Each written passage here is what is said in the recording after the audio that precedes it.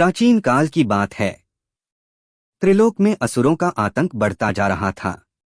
ऋषिमुनि, देवता और मानव सभी उनके अत्याचारों से पीड़ित थे। देवताओं के पास जब कोई उपाय नहीं बचा तो वे ब्रह्मा जी और विष्णु जी के साथ भगवान शिव के पास कैलाश पहुंचे। शिवजी ध्यानमग्न थे। सभी देवताओं ने नम्रता से उन्हें प्रणाम कर सहायता की याचना की। भगवान शिव ने अपनी आंखें खोलीं और उनकी पीड़ा को समझते हुए बोले, संकट का कारण क्या है? ब्रह्मा जी ने बताया, देवों और दानवों ने अमृत प्राप्ति हेतु समुद्र मंथन का संकल्प किया है, परंतु मंथन से पहले हलाहल विष निकलेगा जो संपूर्ण सृष्टि को नष्ट कर सकता है। उस विष को कोई धारण नहीं कर सकता सिवाय आपके। शिवजी ने मुस्कुराते हुए कहा, यदि समस्त सृष्टि की भलाई के लिए मुझे यह करना पड़े तो मैं उसे धारण करूंगा। समुद्र मंथन प्रारंभ हुआ। मंदराचल पर्वत को मथानी और वासुकी नाग को रस्सी बनाया गया। देव और दानव दोनों मिलकर मंथन करने लगे। जब मंथन अपने चरम पर पहुंचा तो सर्वप्रथम हलाहल नामक अत्यंत विषैला और भयंकर विष निकला। उसका ताप इतना तीव्र था कि पृथ्वी, आकाश और पाताल तीनों लोकों में हाहाकार मच गया। सभी देवता और दानव भयभीत हो गए। तभी भगवान शिव प्रकट हुए।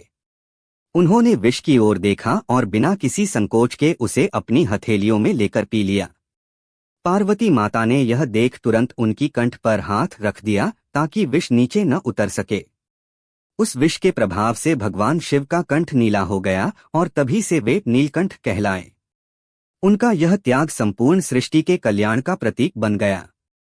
एक साधारण ग्रामवासी की भक्ति। कालांतर में धरती पर एक छोटा सा गांव था जहां एक गरीब किसान ब्रह्मा दत्त अपने परिवार के साथ रहता था। उसका जीवन कठिनाइयों से भरा था, लेकिन वह शिवभक्त था। प्रतिदिन वह शिवलिंग पर जल अर्पित करता, भजन गाता और उपवास रखता। एक वर्ष गांव में भीषण अकाल पड़ा।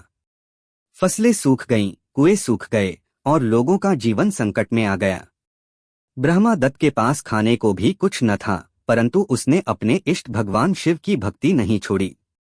वह प्रतिदिन समीप के जंगल से बेलपत्र लाता, एक कलश जल भरता और शिवलिंग पर अर्पित करता।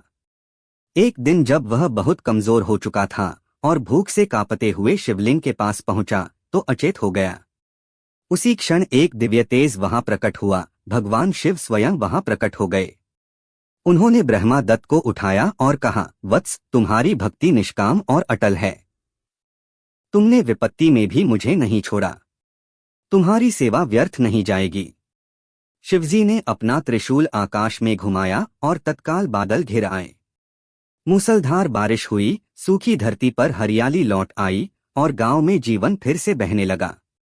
सभी ने देखा कि ब्रह्मा दत्त का घर अनाज और जल से भर गया है। गांव वाले आश्चर्य में पड़ गए और शिव की जय जयकार करने लगे। ब्रह्मा दत्त ने सिर झुकाया और नम्रता से कहा, यह सब मेरी भक्ति का फल नहीं, भगवान शिव की कृपा है। भगवान शिव केवल त्रिलोक के देव नहीं, बल्कि भक्ति, त्याग और करुणा के प्रतीक हैं। वे न केवल महान संहारक हैं, बल्कि सबसे बड़े रक्षक भी हैं। उन्होंने सृष्टि की भलाई के लिए विषपान किया और एक साधारण भक्त की भक्ति को स्वीकार कर उसका जीवन संवार दिया। शिव की भक्ति केवल पूजा पाठ तक सीमित नहीं है, बल्कि उसमें निष्ठा, सच्चाई और सेवा भाव आवश्यक है। वे भोलेनाथ हैं, सच्चे हृदय से पुकारने पर वे शीघ्र प्रसन्न होते हैं। यही कारण है कि वे आशुतोष कहलाते हैं।